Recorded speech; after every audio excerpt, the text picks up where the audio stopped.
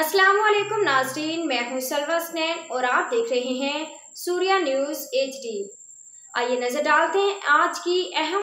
सोहबतपुर बलोचिस्तान से नामनिगार रहीम बख्श थीम कबायली जरगे में खोसा और बगटी कबाइल के फ़रीक़ैन में खूनी तनाज़ा का तस्फिया हो गया।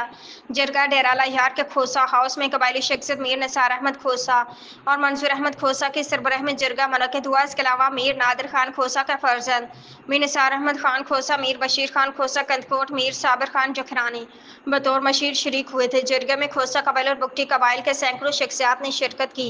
जरगे में मीर दौरान खोसा के 7 किसानों के कत्ल और हमले का जुर्म पीर बख्श बुगटी फरीक पर साबित हो गया।